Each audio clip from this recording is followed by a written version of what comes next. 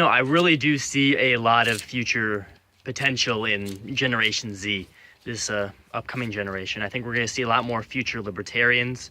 I also think we're going to see a lot of future alt-right and nationalist young people among the next generation. And I think we're just going to see a lot more red-pilled young people in general, both male and female.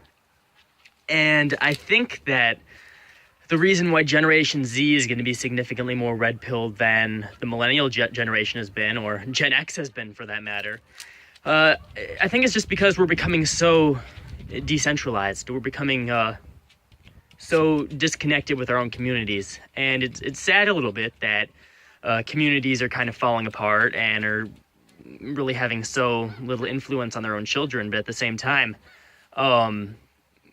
so many communities that young people are growing up in America, they're so toxic because they're just spreading this toxic ideology of, men are evil and, so to keep men and women from really having good relationships with each other. And, feminism is great. Women having jobs and being single moms is a great way to live. You don't need a man.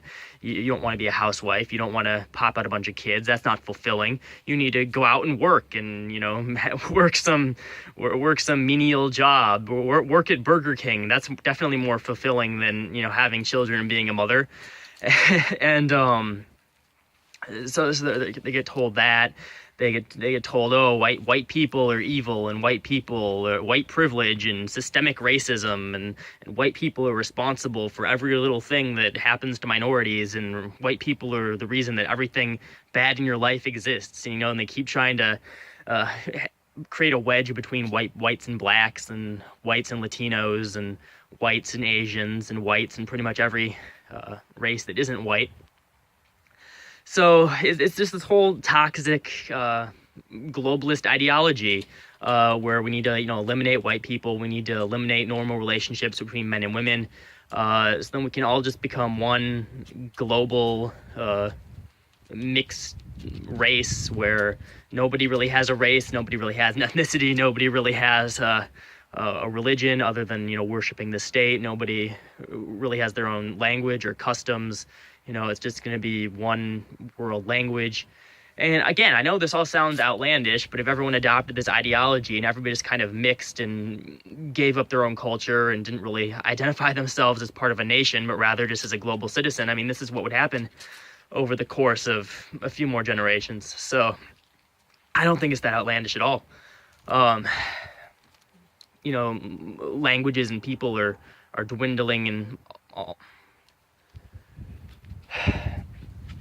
But anyways, that's the toxic ideology that's kind of the ideology that gets pushed in schools and among sort of the normie population. So anyway, that's kind of the ideology that gets pushed in schools and in universities and in sort of just other normie circles in the United States. And but it seems like it's having less of an effect because people just feel so disconnected with their everyday world, and people just go onto the internet for escapism. And I'm sure this is happening more and more with teenagers and with young people, where they just don't really feel connected with their community. They don't really feel a connection with other people in their community, and then they go online to find answers, and they end up getting red-pilled, and they end up learning the truth about a lot of different things, and then that really changes their opinion on many different issues. I mean, just look at all of the youth support for Donald Trump. Donald Trump is supposed to be this sexist, racist, homophobic, Islamophobic, anti-Semitic, xenophobic bigot, and if he wins, he's gonna kill little children and let people rape women in the streets, which is ironic because that's what'll happen if Hillary lets all of these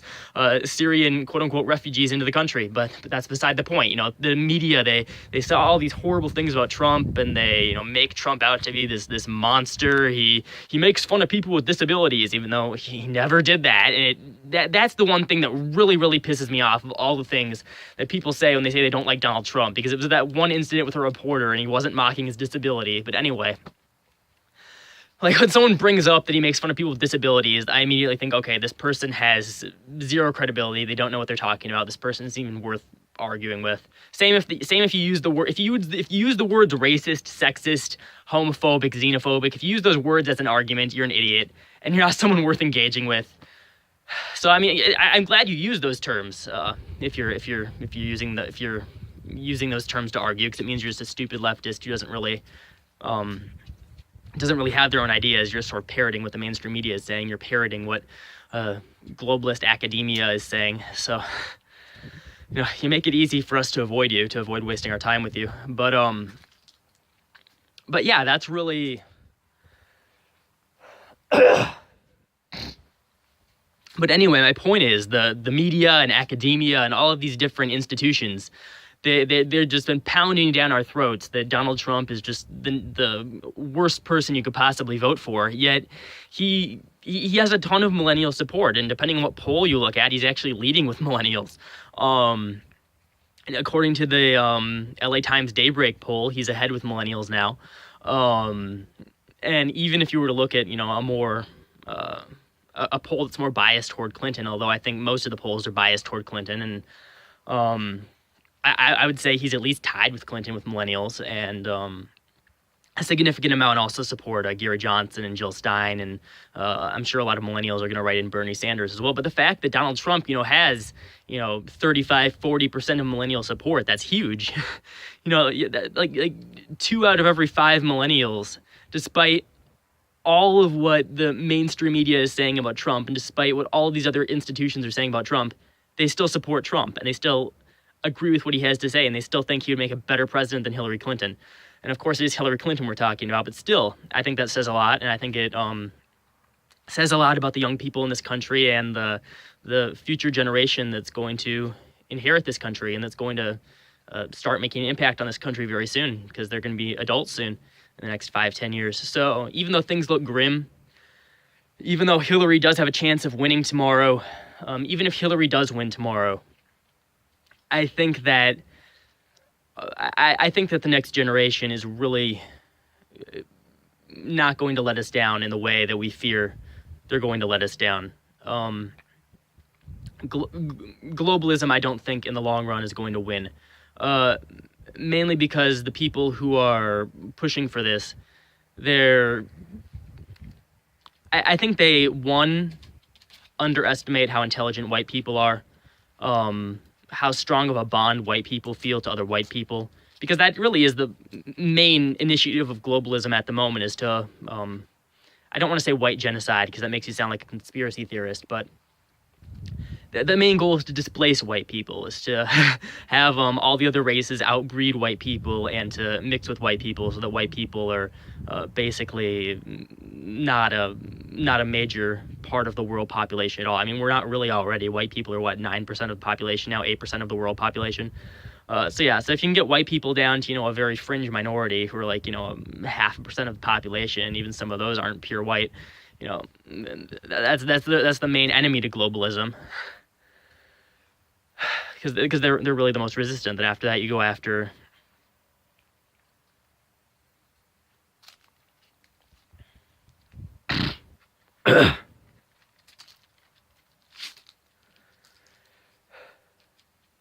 I really don't think that the globalists are going to succeed in the end. I think that everything is going to come crashing down well before they can achieve all of the different nations and cultures and races and peoples mixing together. Because the truth is, they're really not that smart. They're really not running this game as efficiently as they think they are. I don't think a lot of the people behind all these globalist initiatives, I don't think they anticipated that resistance to this would be this strong. I don't think they anticipated that there would be this much resistance against it. I mean, again, look at Donald Trump. He has a very good chance of winning tomorrow. I don't think globalists expected this. And so if Donald Trump wins, I think it's going to be great for the country. We're going to get some good Supreme Court justices, and we need them, especially after Antonin Scalia died. If we could have a conservative Supreme Court and overturn Obamacare and prevent socialized healthcare from taking hold in this country. That would definitely be a positive step in the right direction.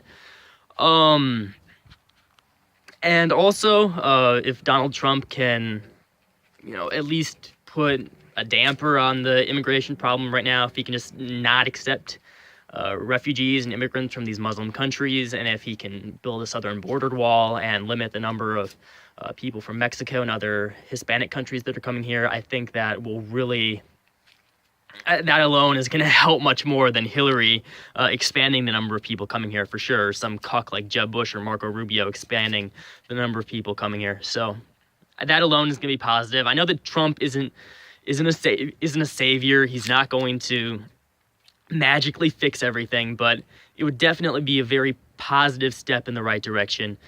And an added bonus will be just the absolute gold that is going to appear on social media and YouTube and in the mainstream media and just everywhere if Trump wins. Just so many liberals, they're just going to be crying. They're going to be freaking out. They're just going to have panic attacks. They're going to complain they have PTSD. I mean, they're going to just go on these long rants and raves about how, the United States is sexist and racist, and they're going to use this as, more ammunition that white people are evil and white males are evil. I mean, oh my gosh, it's going to... Just the entertainment value from that alone is going to be worth the vote for Donald Trump, absolutely. But just I'm seeing all of these talking heads in the media on CNN and MSNBC and ABC and just all of these people on these talk shows and these political commentators and these news commentators and all of these smug liberals on Facebook who think that Hillary has it in the bag. They'll all just be so incredibly confused as to how Trump possibly could have won. I mean, he was behind in the polls the entire time. He didn't have a path to victory. Nate Silver said that he didn't have a path to victory. How is this possible? How could he have won? So many of them, they're just going to be so shocked if he wins. Like, it's just going to shatter their reality, and maybe it'll convert some of them over to more of a red-pilled worldview. Who knows? Probably not many of them. I think most of these people are beyond help. But who knows? Maybe we'll have some converts, and maybe the Trump train will get even larger once he becomes president. Who knows? And then if Hillary wins... yes, things are going to get at least a little worse. She's going to pack the Supreme Court with, more Sonia and Sotomayor's. That's what the Supreme Court is going to look like. It's going to be Ruth Ginsburg, Elena Kagan, and 7 Sonia Sotomayors. But, it's not the be-all, end-all. I do think that... the Congress and the Senate are going to be Republican after this election. I don't think that Democrats are going to take the Senate or the House. And so if there's a Republican Senate and a Republican House, Hillary really won't be able to do much, especially if they have a supermajority and they can just override all of her vetoes. Overall, she'll be pretty useless if she has a Congress that is not cooperative. So... Again, we had very smart founders of this country who put in all of these checks and balances. So I'm not too worried about Hillary. I also think there's a good chance that she could end up being impeached just because all of these scandals and WikiLeaks emails that keep just being dumped. I mean, I feel like after a certain point, it's just going to be unavoidable. But I think the thing that I will relish in most and the thing that I will that I will take the most comfort in if Hillary Clinton wins is that she will be the most hated president in modern history. 100%. Because every single Republican, conservative in this country will hate her from the day she takes office, and a very large portion of Democrats in this country will hate her the moment that she takes office. Because even if she wins, the majority of people who voted for her so that she could win and take office don't actually like her. They just hated Trump more. But that doesn't mean they like Hillary Clinton. They just saw her as slightly less bad. So other than, maybe 10, 20% of the Democratic voters who are hardcore feminists and SJWs who just want a woman, other than them, nobody actually likes Hillary Clinton. So she's, on top of that, she's going to be one of the most hated presidents that the country has had in modern history, possibly ever. But again, it's kind of hard to tell, how much people hated Franklin Pierce or James Garfield or whatever, back when they were president over 100 years ago, 150 years ago. But in modern history, for sure, there's not been a president more hated than her. If she becomes president, I can guarantee that.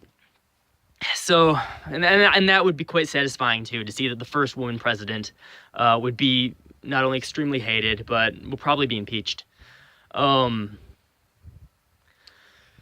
yeah, those are my thoughts. I've talked for quite a while, but it's just, I just really wanted to share this moment with all of you. It's just such a nice night out, and I've just really been reflecting a lot on the events of the past year and just sort of how political thought and the Overton window has really shifted so much in the past half decade. And I'm just feeling really good overall about the direction that people in the West are taking in terms of their political ideology. I think we're definitely going to continue seeing a shift to the right and a shift to more red pill thinking. So yeah, it's getting a little cold out. It's getting a little late. I should probably end this video. I am going to get up first thing in the morning, go to my polling place, cast my ballot for Donald J. Trump. And then I'm just going to hope for the best, and I'll watch the results tomorrow night and just see what happens. Talk to y'all later. Bye.